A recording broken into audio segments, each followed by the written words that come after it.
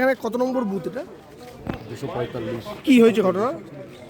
47। আমরা এখানে ক্লাবের সব লোকরা বসা ছিলাম। পাড়ার এটা আমার বাড়ির সামনেই আমি বসে আছি। হট করে প্রশাসন ঢুকে সিআরপিএফরা বাজেভাবে অকথ্যভাবে লোকদের উপরে লাঠিচার্জ করলো, আমার উপরেও লাঠিচার্জ করলো। কোনো কারণ ছাড়া? কিছুই কারণ না, কিচ্ছু কারণ না। আপনারা খোঁজ নিন, এখানে আরও পাবলিক আছে, লোক আছে, সবাইকে প্রত্যেকটা মানুষকে জিজ্ঞেস করুন।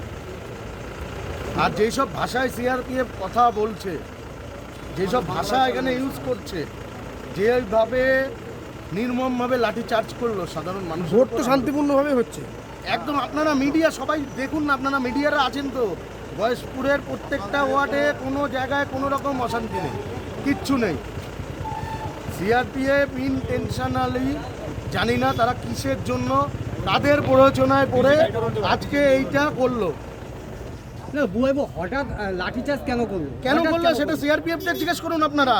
আমরা তো চাইছি আপনারা সাংবাদিকরা সিআরপিএফদের জিজ্ঞেস করুন। মানে এটা কি আপনারা টেন্টে ছিলেন না অন্য কোথাও? আমরা এখানে বসা, আমার বাড়ির সামনে বসা, এই তো আমার বাড়ি।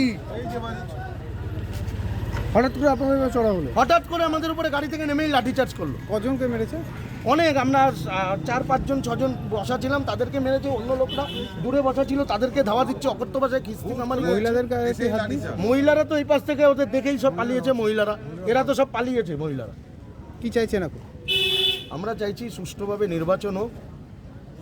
বিশ্বজিৎ দাস গয়েশপুর থেকে তৃণমূল কংগ্রেসের ভোটে জিতছে, তাতে বিরোধী যারা আছে তারা প্ররোচনা করুক।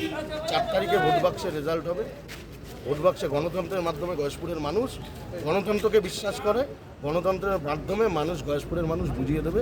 গয়েশপুরের মানুষ বিশ্বজিৎ দাসের পক্ষে, মমতা বন্দ্যোপাধ্যায়ের পক্ষে, অভিষেক বন্দ্যোপাধ্যায়ের পক্ষে। আপনার নাম, ডেজিগনেশন? আমার নাম দেবাশিস দাস, আমি গয়েশপুর আইএনটিটিউসির সভাপতি।